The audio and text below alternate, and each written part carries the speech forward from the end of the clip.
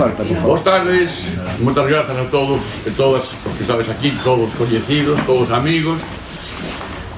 Víctor ten unha gran capacidade de convocatoria, xa se ve, e grazas a Librería Andel por acollernos unha vez máis aquí. Bueno, os editores non están, estamos nós representando a editorial Gallo Vento. Bueno, é comprensible porque, en fin, traballan polo país de maneira absolutamente desinteresada.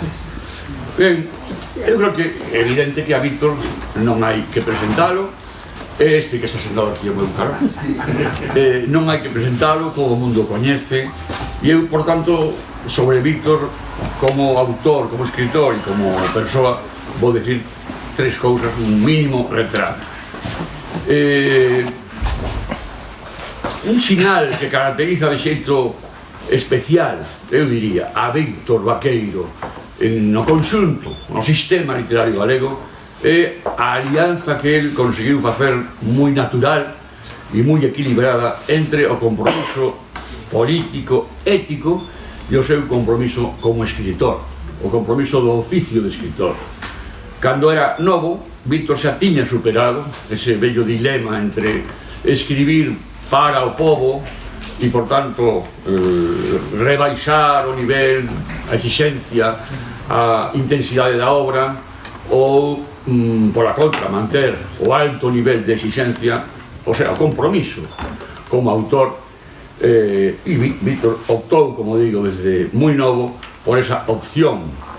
A literatura de Víctor, que todos e todas leíchedes até hoxe, non sei se leíchedes xa 1968, non é realmente unha literatura asequible, é unha literatura complexa, densa e intensa. Esa é a súa aposta, ese é un rasgo que caracteriza a Víctor. Testemunho lúcido da realidade, en parte, case sempre, en case toda a súa obra, dunha posición analítica que transforma, por vía de traballo literario, en arte, en obxecto de arte. Pero a súa ollada inicialmente é unha ollada fundamentalmente analítica, e a esa ollada, ou a partir desa ollada, traballa con un rigor,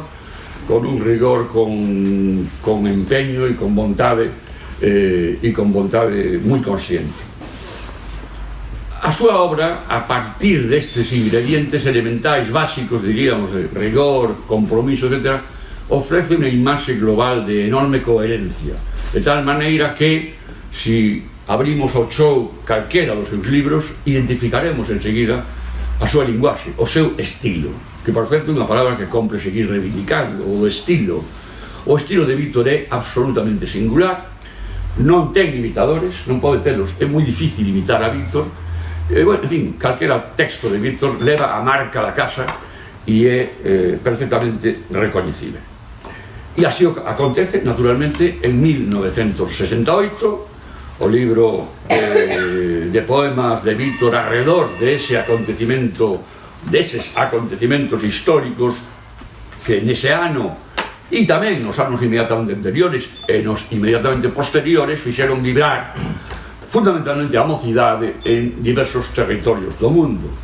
Berkeley, París, México e tamén en Santiago de Compostela. Seguimos reivindicando a revolta compostelana que comeza en marzo do 68 como o pistoletazo de saída de todos os movimentos revolucionarios ou de revolta que fixeron no mundo. Está por estudiar, pero algún día chegaremos á conclusión de que nos imitaron en Berkeley, en París, etc., e que nós fomos os primeiros. Allí estaba Víctor, en 1968, comenzaches no curso 67-68, non? No, 66-67. Un ano antes que a min, pero ali precisamente nos coñecimos no curso 67-68 e alrededor da poesía. Pero coincidimos tamén, escapando, fuxindo da policía. Víctor moito máis comprometido, moi comprometido a fondo desde a súa opción política e, naturalmente, protagonista de moitos acontecimentos dese tempo e víctima tamén da represión policial, da represión política franquista. En este libro, en 1968, Santiago de Compostela ocupa un lugar privilexiado, aínda que non é o único espazo onde se ubica a acción a emoción, a información do poema, pero é un núcleo espacial importante, así como 1968 é un núcleo temporal decisivo. Hai como un proceso de emanación a partir dese significado, ou deses dous significados, Santiago, 1968, cara ás outras experiencias universais que o libro abranxe. E ese, diríamos, esa especie de forza centrífuga que nace de Santiago exprésase perfectamente nestes versos. A praza do Coural é a propia alegoría da troboada civil, a metáfora infinda da cidade ecuménica, sexa Tenochtitlán, París ou Compostela ou Praga en primavera. Bueno, ocórreseme preguntarlle agora a Víctor en relación con este proceso de emanación ou de estouro, de explosión a partir dese núcleo compostelano, si había, no comezo de encetar a escrita do libro, esa vontade pola tua parte, de que Santiago fose de algún xeito un núcleo vivencial, un núcleo emocional do que emanen os restos dos significados históricos. Bueno, verdadeiramente eu comezo a pensar neste libro haberá pois como 5, 6, 7 anos e verdadeiramente eu pensaba escrever unha novela. Que ocorreu? Pois que non funquén, de decir, non a de feito tiña, xa eu normalmente antes de poñerme a escrever, pois fago un esquema, normalmente, pois digo, por exemplo, a última novela que saquei, Os espellos do tempo, eso levou unha redacción de uns 24, 26 meses, pero levou a confección do esquema, traballando irregularmente, pois 4 anos, tardo moito máis tempo en facer o esquema, que é un esquema normalmente moi minucioso, é dicir, un esquema que para entendernos pois pode ter a mellor uns 20 ou 25 folios, moi pormenorizado, porque se non me perdo, é dicir, teño que saber por onde vou en cada momento. E digo que teño o esquema feito, pero polos motivos que foran, pois non funquen de enfrontar a redacción da novela. Probablemente pesou como en algún lugar xa comentei, pois que había unha novela, un romance que se chamaba No ventre do silencio, de Ferrín, había outra cousa que se chamaba Tempo de Compostela, que era un libro de poemas de García Bodaño, e Dos Anxos e dos Mortos de como se chama, de Ballesteros, sí. E en definitiva, pois non funquén, ou non quise, non me apeteceu, e entón, pois, de aí queda, e como se dixéramos, como un pouso, de aí quedan esos longos textos en prosa que serían esencialmente o fío conductor do texto. Quería tamén apresurarme a decir que, e volvendo ao que acabo de decir de Ferrín, inda que Ferrín non fala do 68, senón que máis ben falaría do 58, ou de García Bodaño, ou ese novelón que se titula Tempo de silencio, pois isto debía chamarse algo así como Tempo do 68, porque de feito aí pois hai algún poema relativo a, bueno, un poema e un texto en prosa. Bueno, en prosa sí que se pode establecer esta división. Pepe decía outro día que realmente todo eso é poesía, pero quero dicir que hai, por exemplo, hai un comentario, ou sae o Che Guevara que como sabedes o matan no 67, ou hai unha referencia ao Festival de Woodstock, que é, como sabedes, do 69. De alguna maneira, ese tempo que non é tempo para nada únicamente compostelano, porque aí sai pois a matanza da Praza das Tres Culturas, ou o asesinato de Luther King, a parte do de París, ou a revolta en Estados Unidos, a Universidade de Kent, Yale, etc. E eu, terminando, pois o que sí que tiña relativamente claro era non facer un libro nostálxico, e aproveito para comentar algo que na presentación de Santiago interviu unha persoa, Xosé Alberto García Suárez, que estivera en Santiago até o ano 65, que marchou, é dicir, que protagonizaba os primeiros, xa digo, os primeiros intentos de organización, e que voltou no 68 xa como profesor da Facultade de Matemáticas. E decía na presentación, porque isto me parece un detalle simpático, pero ademais que é bastante preciso. Decía, eu cando marchei daqui, estuvo, xa digo, 3 anos en Madrid, cando marchei deixei a Casa da Trolla, e cando voltei, pois encontrei unha universidade con un grau de movilización moi semellante ao de Madrid, e combativo, e eso xa, en esos anos xa se producen as queimas de xornais do Correo Galego. Teño ben claro unha queima no Preguntoiro diante do propio Correo, e outra na Praza do Toural. E isto era o que... Bueno, pois sí, as queimas dos xornais na Praza do Toural é un dos motivos, un dos asuntos que o libro trata, así como, pois, por exemplo, un simpático recital de poesía no que entra Víctor e sae escopetado inmediatamente, ou a descripción preciosa e divertida tamén dos xélidos e reducidos casi hasta a opresión pisos onde Víctor habitou aqueles anos, por suposto, as manifestacións, os temas políticos, as pintadas na serie chamada Valados, Muros, etc., as asambleas en ciencia, sobre todo con Ocón, e toda unha serie de elementos da fauna que Víctor trata desde a perspectiva animalizadora, zoomórfica, en fin, hai moitos asuntos en este libro. Pero hai, eu diría, 2 ou 3 temas centrais, 2 ou 3 núcleos temáticos decisivos. Un é o terror que vive o propio protagonista do libro, que manifesta a través da voz poética, non sempre do eu, ás veces é unha terceira persoa que de algún xeito enmascara ou encubre a figura do eu. Desto vou falar despois. Pero tamén o terror en outros contextos xeográficos ao longo destes anos. E o terror queda expresado así, moi ben, en este poema en prosa. Despois falarei tamén deso. Realmente, en este libro, Víctor experimenta modalidades textuais, non sei se novas, na súa propia obra. Bueno, hai poemas en verso, hai poemas en prosa, e hai prosa que non se pode clasificar, que non se pode recoñecer como poesía. Pero logo aclararemos isto. O terror, a imposibilidade de eficacia da máscara, o voo vertical de seres desprovidos de asas, cornixa, perpiaño, xanela en movimento de voraxe. Joseph Conrad, o horror. O santo oficio reproduz a súa efigie na lama dos illós.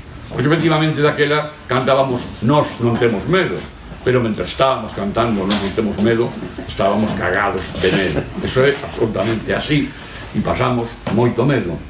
En fin, medo que estaba justificado, que estaba asentado en razóns obxectivas. Naturalmente, o terror é consecuencia da represión fascista, no caso de Santiago de Compostela, e fronte a esa represión, a loita política, que foi crucial para os que chegamos a Santiago de Compostela en 1966-67. A experiencia da loita política foi decisiva e posiblemente foi un dos factores que convertiu a Casa da Trolla en un espazo, bueno, que se podía perfectamente identificar con outros espazos do mundo. Sobre a loita política hai un poema, creo que é unha manifestación, que é un poema en prosa breve, condensado, sobre o concepto, a experiencia xenérica, diríamos, ainda que supoño que centrada en alguna experiencia, en alguna vivencia concreta, da manifestación, páxina 119. Este poema, verdadeiramente, que comeza así na manifestación, poño manifestación con letra mayúscula, porque de alguna maneira non me estou referindo a eso que entendemos normalmente por manifestación, é dicir, conxunto de persoas que marchan reivindicando algo. Non, máis ben, o que pasa é que me gustou ese termo, digamos, refírese máis ben ao acto de manifestar. Podería dicerse tamén a interpelación, verdad? verdade, o que ocorre é que me pareceu suficientemente, neste caso concreto, polisémico e ambiguo como para darlle este... hai unha serie de palabras como, por exemplo, extensión, colectiva, mudanza, que son que van en mayúscula, e di así. O poema titúlase 13 de novembro. Aclaro que o libro está articulado como se fose un diario ás veces aleatorio e outras non. Hai datas que se corresponden estrictamente con datas concretas. Creo que, por exemplo, se non me falla a min a memoria, a data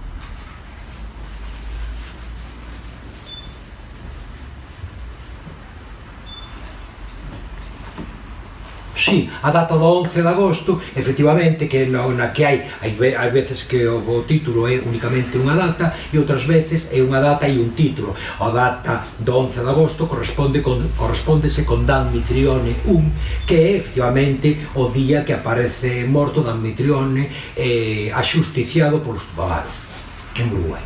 Este titúlase 13 de novembro e di así: na manifestación exprésase a extensión colectiva en toda a súa largura, universal e infinda como a soma de cosmos, inabranxível como os pontos contidos nun ínfimo segmento, a eternidade da materia en avolumamento progresivo, a mudanza que barre a cinza, que dicima a escoria e mostra a verosimillanza da fraternidade, o nós consolidado na interpelación comunitaria, o somatorio atómico de efémeras partículas arquitectando o todo que non posúe límite, a esencia da acción concretizada no puño que se ergue cara a Xerusalén, cara a Bastilla, cara ao verde do Neva en Leningrado, o puño que en posante oxímoro mostra e oculta simultaneamente a súa verdade irrepresentável. Mira, aclárame por que o puño que en posante oxímoro. Por lo demostra e oculta, claro. Está claro. Ben, pregunto, o Desa en Compostela non é tamén un poema motivado por un feito concreto desa data, do 14 de marzo? No. Bueno, non o sei, non o creo, pero supoño que será aí. O Desa en Compostela, quería dizer tamén antes, non, que de alguna maneira sería aí, é dicir, na praza do Tourale, Tenochtitlán, Odesa, non sei. De alguma maneira pretendía que baixo o símbolo de Compostela se reflectise ou se englobase toda unha generalidade moito máis ampla. Teño que dicer que nós, vivindo naquel momento oprobioso de ditadura, etc., que xa todo o mundo que o viviu imagina, ou coñece, os que non, pois eu o imagino con bastante precisión. Digo que, sin embargo, naquel ambiente tan fechado, sin embargo, estábamos bastante enterados do que pasaba. A nós, a guerra do Vietnam, pois marcounos tremendamente, e o día, se estuvera por aquí, non sei quen era o que teña que estar, que se reía moito coa ofensiva do Tet, xa sei, pero non o vou decir.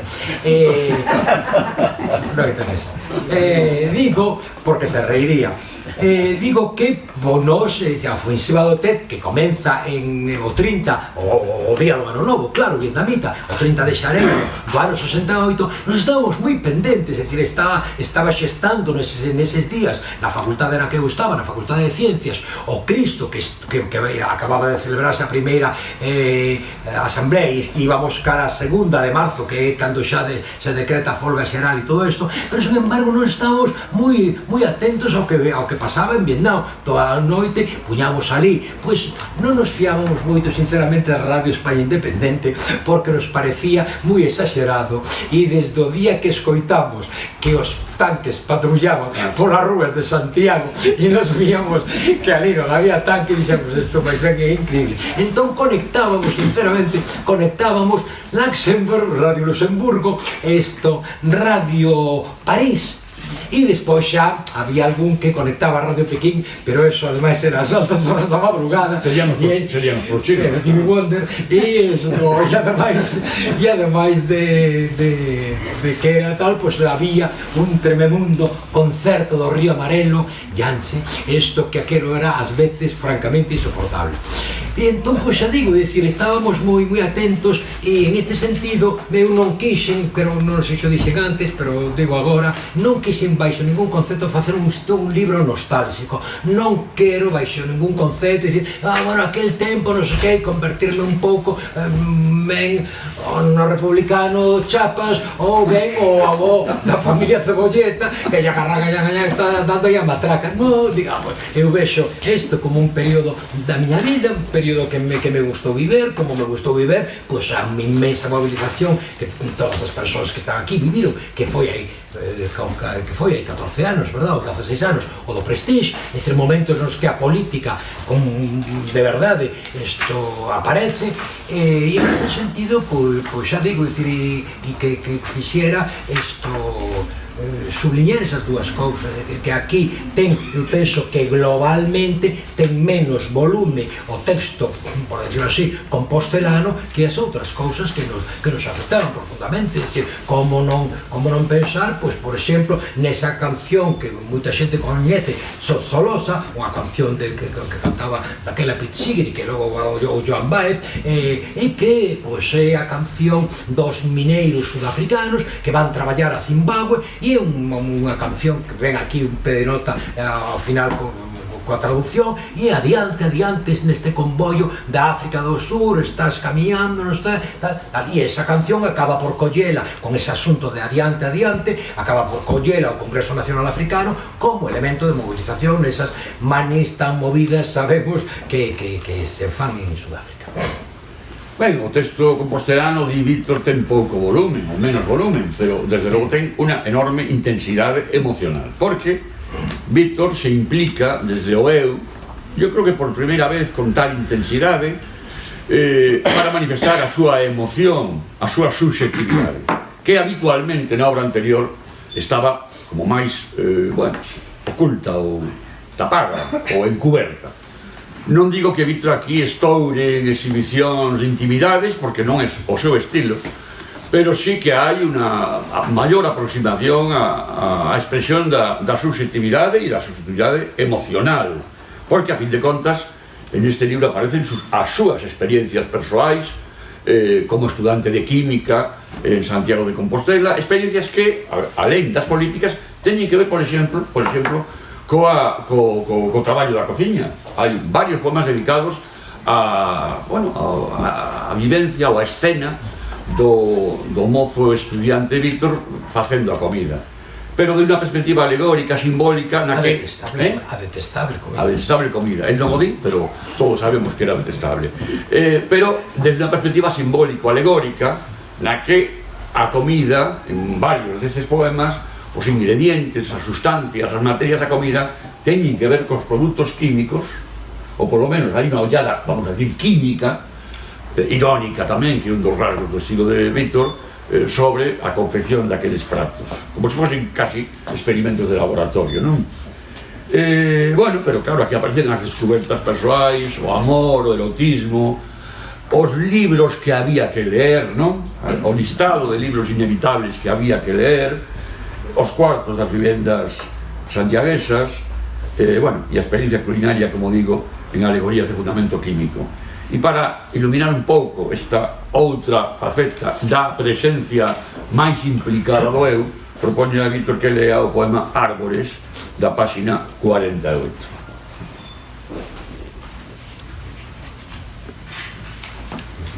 Sí, é un poema pois con un certo contido pois amoroso, erótico, e tamén pois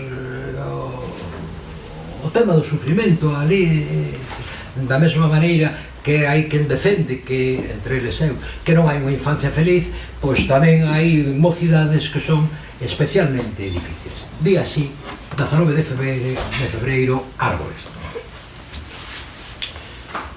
No lusco fusco escútanse queixumes de madeiras viventes a estragaren a íntima sustancia dos seus corpos. Na residencia, as árbores lañadas pola célere faca dos amantes, lexendas, corazóns, setas, exprimen a mágoa e o prazer, as dúas faces do roteiro terreal e planetario, os dous nomes que instituen o xénero humano, ao que tal vez pertenzo como pertence a erva e o penedo. Damaso Alonso proclamara a equivalencia de seiva e sangue, a uniformidade do xilema e a arteria. A agonía da mocidade, no roldón do ímpeto, desemprúllase en pus e primavera, en invernía e esperma inadiável. Findamos diariamente no azorrague da asfixia e na dupla expectativa da ferida ou do despeñadeiro, onde o ar se compón de abaixamento e enxofre. A mocidade desditosa, filla non só da ira, mais da infancia espiñenta e da puberdade sódictida, somos madeira, árbore enleada no lusco-fusco, a espera do machado do leñeiro que como o lume espurna. Bueno, percibimos solamente aquí cómo a partir da experiencia íntima y personal hay una elaboración cuidadosa y muy rica da linguaxe. Trascende, o poema trascende desa experiencia. Víctor non será nunca un poeta da experiencia, trascende da experiencia particular cara, en fin, a un texto auténticamente trascendente, ¿no? Donde se elabora casi, podríamos decir, una teoría. Falábamos de... Por certo, se alguén quere intervir e interrumpir, está moi ben, estaría moi ben, aceptámoslo perfectamente, ¿no? Ben, falábamos antes da convivencia no libro de tres tipos de textos: poemas en verso con pautas máis ben de endecasílabo, creo que predomina no libro o endecasílabo, pero, bueno, E heptasílabo, e alexandrinos. Pero, bueno, tamén hai verso libre, e hai verso branco, e hai mesmo versículo, verso que se expande hasta ocupar varias líneas en cada unidade versal. Pero logo hai poemas en prosa, auténticos poemas en prosa, condensados, breves e co propio ritmo do poema en prosa, que non debe confundirse con esas outras prosas que eu diría son fronteirizas e que acabo de saber, o mellor xa o souben, pero me esquecín, que proceden dese momento inicial de preescrita, por decirlo así, no que Víctor intúe unha posible novela. Pensa que pode facer unha novela, e entón queda esa disposición, diríamos, penso eu, esa disposición a afrontar a páxina de novela, cando o que fai escribir un libro de poemas, eses textos son un pouco, diríamos, o eco daquela pulsión anterior. Son, en certa medida, textos narrativos, pero, como en Víctor sempre, o narrativo estoura tamén, cara a digresión, a utilizar analoxías, a o que se chama en retórica clásica acumulatio, non? A acumulación de elementos que se van superpondo uns aos outros como unha bola de neve que vai medrando, o establecimento de identidades, de analoxías sorprendentes moitas veces. En este tipo de recursos, Víctor é auténtico mestre, non só neste libro, eu creo que en casi toda a súa obra, en toda a súa obra anterior, tanto en libros de poemas como en relatos ou novelas, o procedimento de acumulación de series aparentemente interminables que arrancan de un núcleo, a veces banal, a veces de unha simple anécdota, ¿no? Unha anécdota que parece que non promete nada, de repente expándese e acaba convertíndose en un texto sinfónico de carácter polisémico, de discurso ampliado. Eu creo que esta perspectiva non é só vontade técnica. Eu creo que hai, Víctor podía nos aclarar isto, sospeito, intúo que hai unha ollada, a ollada do home, Víctor Vaqueiro, a ollada analítica, pero a ollada incluso tamén máis intuitiva ou máis espontánea, unha ollada na que a simultaneidade, a mistura de tempos, de épocas, a ampliación temática xa está presente no mesmo momento da percepción da realidade, diríamos. Sí, eu penso que así o que estás dicindo, non? Eu teño que facer aquí unha pequena referencia a porque algunha conexión existe entre ambas cousas. Digo que teño que facer unha pequena referencia á cuestión fotográfica. Tamén, ao longo da historia da fotografía, tamén houbo modas non só, por decirlo así, estéticas, sino técnicas. É dicir, houve un momento que se impuxo a utilización do teleobxectivo, despois eso evalou, viu a utilización do grande angular, e concretamente, agora que todo o mundo pode utilizar un gran angular, porque todo o mundo ten unha cámara e ten ali pois tele, non sei que, un gran angular, entón, sábese que o gran angular é así dito simplemente, é unha óptica que traballa con un ángulo, como o seu propio nome indica, moi aberto, é dicir, hai que grandes angulares de mesmo de 180 graus, o sea, quere dicirse que ti fas unha foto que te estás fotografando os teus propios pés.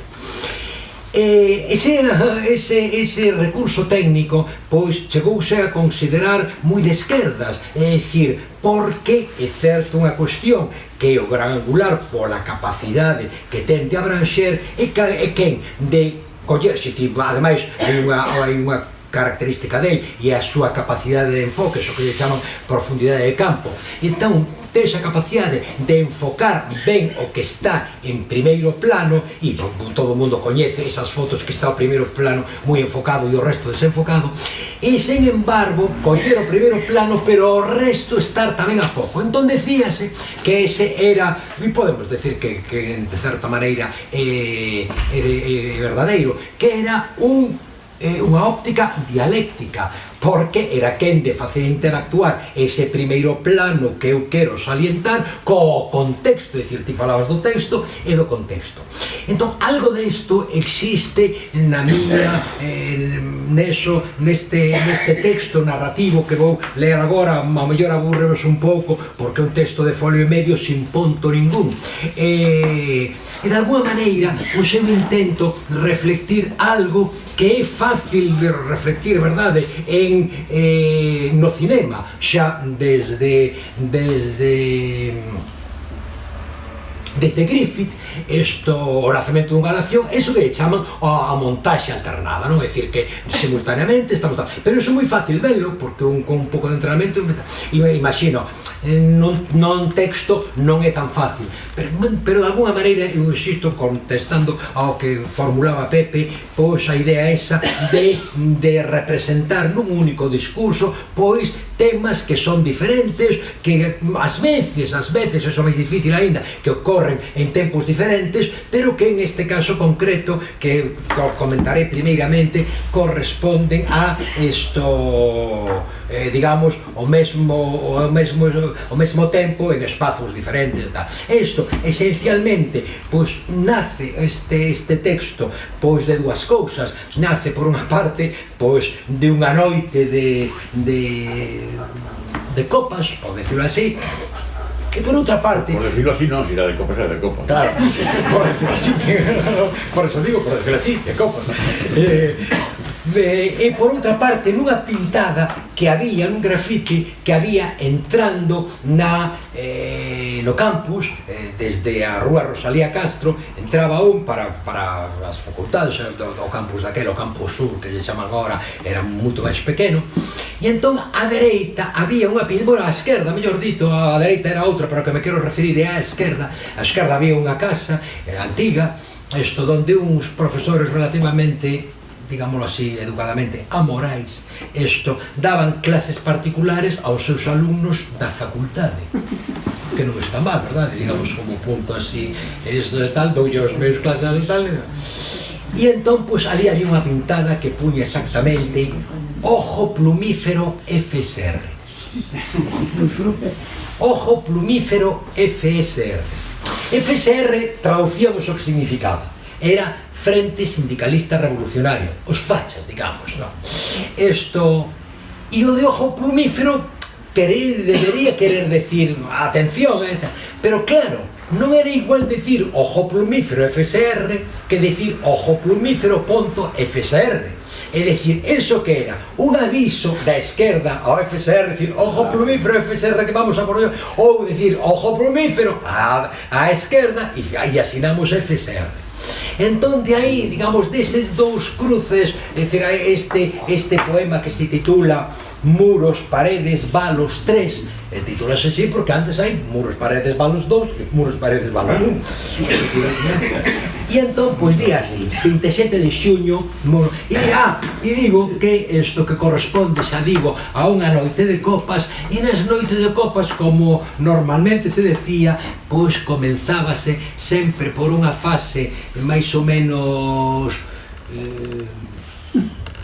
diría eu, isto folclórico, por decir, aqueles que cantaban as Asturias sobre todo Patrias. sobria, ao principio. Sí, sobria, isto, sobre todo sobria e, digamos, tranquila, a uns que comenzaban con Asturias Patria Querida e esta cosa, tal, e pouco a pouco se momento tal. Despois había outros que normalmente a mellor terminabas co Internacional ou algo así. Despois había outros que cantaban por ali en euskera, e este é un pouco o fío conductor do texto. 27 de xuño, Muros, Paredes, Valos 3. Camiñaron a brente cando, como acontece nas epopeias clásicas, a aurora de dedos roxos facía esvaecer as sombras. Camiñara após a noite alcohólica de sexta-feira, na hora na que o cérebro comeza a lobrigar e a procesar a modo, novamente, algúns conceptos elementales de cualidade xeométrica, como distancia, perpendicular e paralelismo, ou física, como temperatura ou equilibrio, na hora que a consciencia se espreme e se desdobra, na hora na que a liña do horizonte, situada na parte de levante, a luminosidade e a limpeza do ceo anunciaban a inmediata primavera, en cuanto grupos de mozos camiñaban de maneira abanadora e executaban os derradeiros cantos, en xeral desentoados, que apañaban antigos sons e temas, vexo a ponte de Sampaio, de estirpes xeográficas diversas, de diferentes polas idiomáticas a se orgullaren de si propias, galgando crespos cumes, esnequeac e estaridecharrac, de liñaxes que proviñan da luta polo pan, polo traballo, pola igualdade, de tempos de comureiros, puño en alto, de barricadas e milicias cívicas, de fusilamentos, de demolicións de columnas suntuosas, de cánticos, nen rei, nen tribuno, nen deus, e as primeiras raiolas do sol a borbullaren, como facen o día de San Xoán, a bailar no horizonte, en cuanto as meigas de todo o universo acompañan con as súas danzas heréticas ese baile do sol, que asomaba, camiño da miña terra, pola banda de Gaiás e San Lázaro, onde a leilón das uñas de porco reiteraba, máis unha vez, o seu comparecimento anual. Gora, gora, Euskal Herria, e o ecoar duns sons multiplicábase na fronteira do ceo, e invadía as beiras do Sarela e as corredoiras tortas de Correximes e as abas do Pedroso, ali donde tremían a carqueixa e o espillo, en pé os escravos da terra, abanadas por unha morna araxen, e fora nese instante, cando ollara a parede, e de novo, como no caso de Castiñeiriño, como na residencia, unha breve consigna, ojo plumífero FSR, con certeza, Frente Sindicalista Revolucionario, frase con cualidades innegáveis da ambigüedade, ao ofrecer, sen vírgulas nin pontos, a dupla perspectiva de asinantes advertiren a FSR falanxista para esta organización andar con moito ollo ou, ao invés, ser a FSR que convidaría, máis ben ameazaría, unha entidade incógnita a manter os ollos abertos no espazo que constitúe a materia da cidade, a cada día máis movimentada pola ira contra a injustiza, polo odio ao rancor, polas escaramuzas da rebeldía contra a vinganza, pola aversión e infamia que son os componentes basilares deste tempo difícil, difícil como todos os tempos transcorridos desde o espectro escuro deitar o seu voo oleoso sobre a terra. Bueno, aquí hai algo tamén de monólogo interior, ¿no? De full de conciencia, con todos estos recursos de combinación, de analogías. Ben, falábamos antes de como a voz poética de Víctor neste libro de maneira moi clara, pero con antecedentes en algún libro anterior xa, non? Vaixe abrindo a expresión da subjetividade e ao mesmo tempo clarificándose, é dicir, a obra de Víctor, que é necesariamente difícil, de lectura lenta, que requiere ás veces varias lecturas, aquí faise un pouco máis asequible en ese sentido, máis transparente. E hai un poema que a mí me gusta especialmente, que onde o eu poético expresa a angustia, a dor, o sufrimento extremo, que é o poema titulado Cemiterio de Bonaval, da página 116.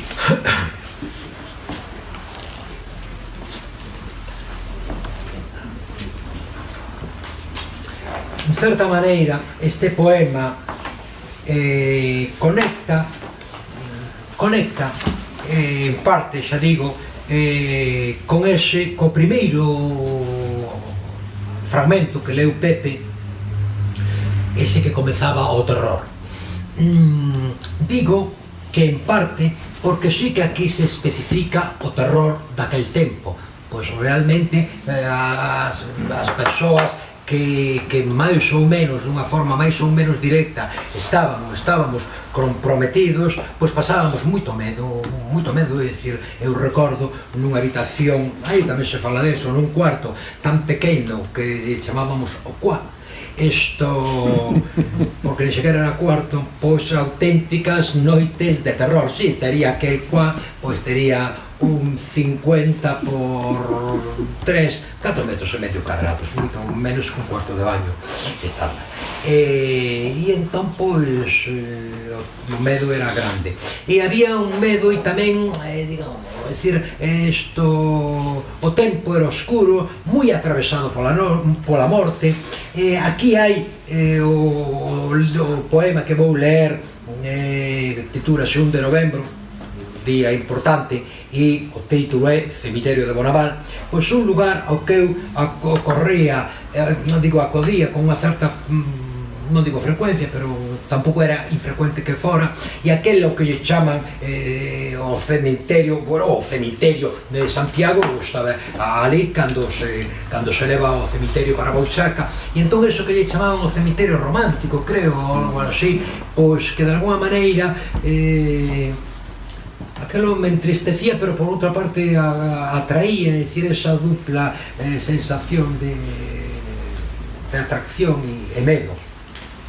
E nesto, pois, en certa maneira, cruzanse aquí vivencias, digamos, antes, cando Pepe facía referencia a ese poema do terror, que fala de perpiaños, de aves que descenden, que o seu voo vertical, ese poema está bastante inducido, ou polo menos con bastante presencia, increíble que 50 anos máis tarde isto siga manténdose, pois co asesinato de Enrique Ruano, que tiran desde a Dirección Xeral de Seguranza, desde entón esas aves que descen, por eso xanela, perpiaño, dicir, as cousas que vai vendo a persoa ao baixar, non?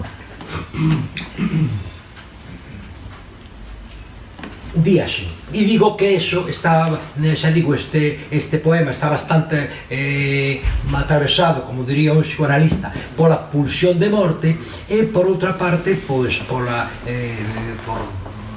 aspectos persoais. Di así, Cemiterio de Bonaval. Acima das escadas, a morte dorme os soños sosegado, pasea a silandeira ao pé das xeometrías cartesianas, afía o gume da gadaña. Moribunda, a morte tripa cambas, desvirxina cadáveres ou asasina espectros vingativa. Por veces, derreada polo crime incesante, promulga unha folganza, pousa a arma da ira na lividez dos muros que lapidan o alicerce dos ceos. Óuvense voces brandas: non me abandones, mae, esta queira noite, pai, o abrente prognostica desditas, nos meus ollos xa rexa nebulosa. Ocupan figuras de frialdade clandestina, de cuando en vez o espazo da agonía que as paredes esganan, e un po de cinza levemente ingrávido tinxe tempo e xacigos de memoria incorrupta. Ben, outro dos recursos que conecta co que comentamos antes sobre a amplificación, as analogías, etc., é a alegoría. Alegoría, conexión ben fiada e con un núcleo que todo o globaliza e o redondea de símbolos e metáforas, é un dos instrumentos que mellor manexa Víctor en toda a súa obra. E en este texto, Aula de Biología 1, que ademais remite a unha experiencia que probablemente moitos e moitos dos que estades aquí, ou algúns e algúnas que estades aquí, lembraredes e que Víctor nos comentará, este texto, digo, é unha alegoría de base animal, de base zoomórfica, non? Onde a metáfora consiste na identificación entre seres humanos e animais, non? Un recurso que, por outra parte, forma parte, digamos, da técnica e do espírito do esperpento vallinclanesco, que veremos despois tamén noutro texto. E vamos acabando xa, pero léenos este aula de biología 1, que era a aula de biología real, onde había asambleas, non? Sitúo o poema.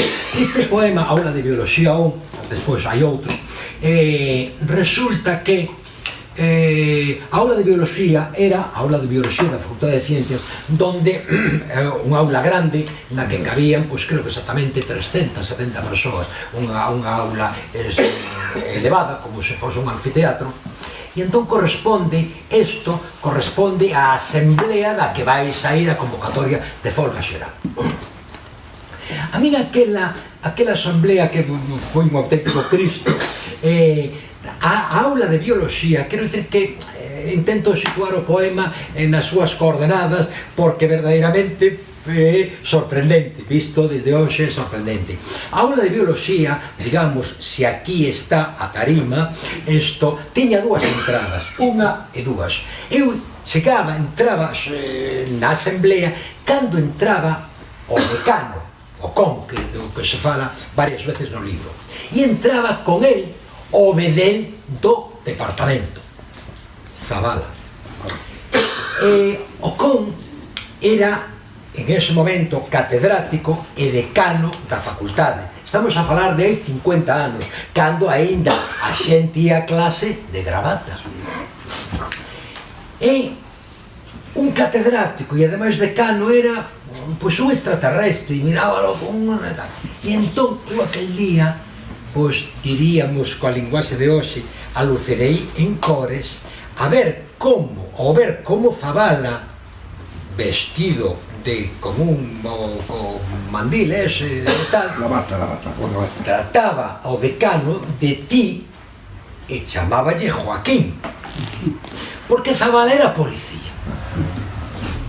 E entón, pois, estaba ali instalado. Zabala, cando había grandes festividades, como decía un amigo coñecido de algunhas persoas que estén, vestíase de Nelson, e entón puñase na porta. Entón decía: Joaquín, tú por aí e yo por aquí.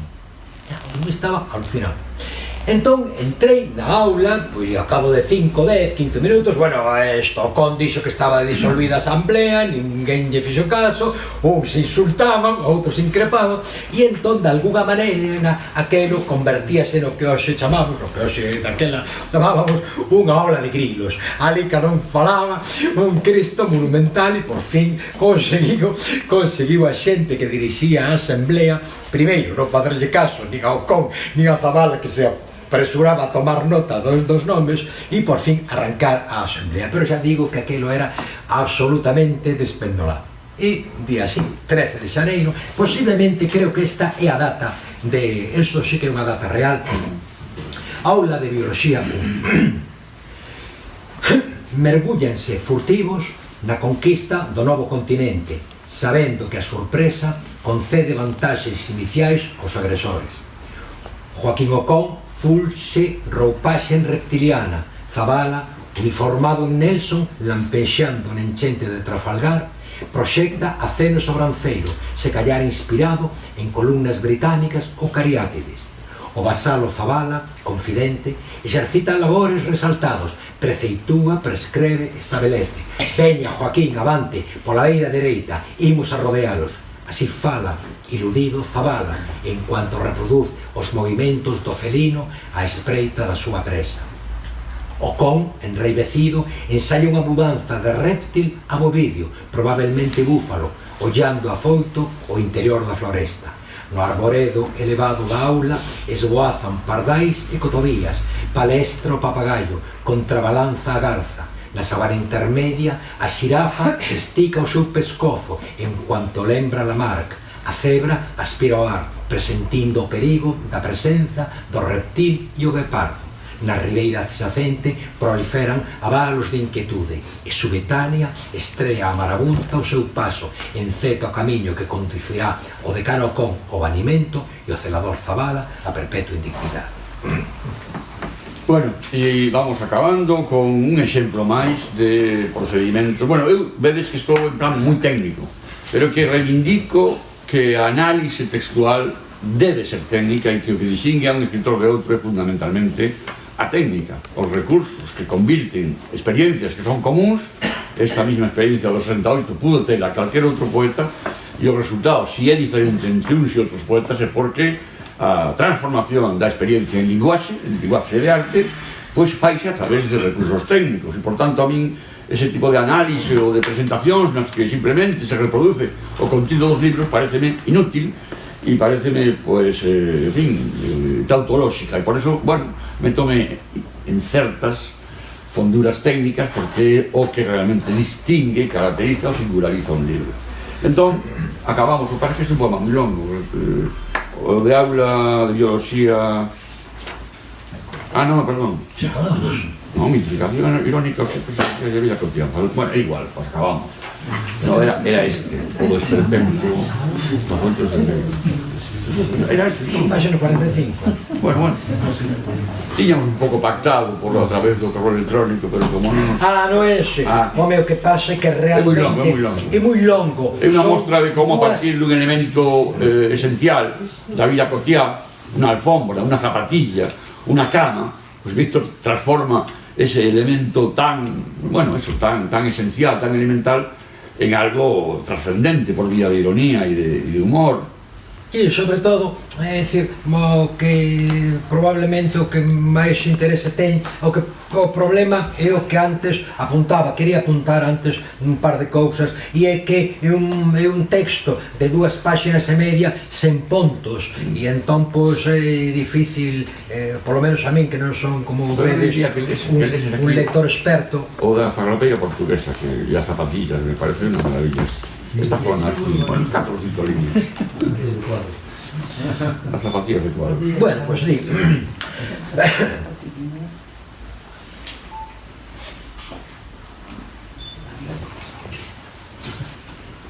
Bueno, pues termino e leo unha páxina escasa e termino.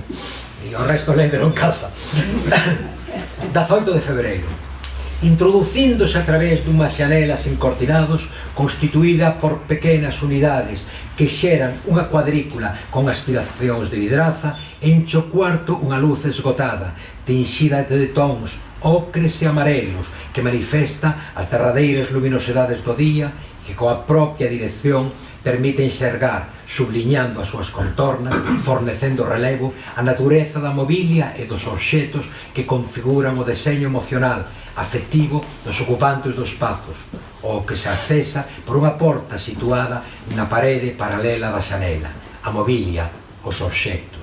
2 leitos entre os que se sitúa unha mesa de cabeceira que compartillan os ocupantes do cuarto, na que pousa un espertador de corda con caixa incorporada e dimensións excesivas e que asenta sobre unha humilde farrapeira portuguesa que suporta un par de zapatillas de pano e cuadros onde se misturan alternándose cores pardas, azuis, violetas e verdes que recrían miniaturas da tundra siberiana sobre a farrapeira, chegando a constituir tamén a farrapeira tecida con cores semellantes a tundra siberiana, a zona divisoria entre 2 leitos cobertos por iguais corchas verdes, nas que latexan broslados que lembran arquitecturas e tallas manuelinas resolvidas en masas vegetais de loureiros e algas, millos e mazarocas que se contraen en serpes que devoran entre a follaxe as súas propias caudas, en caracóis que sugan entre a relva a súa propia vivenda,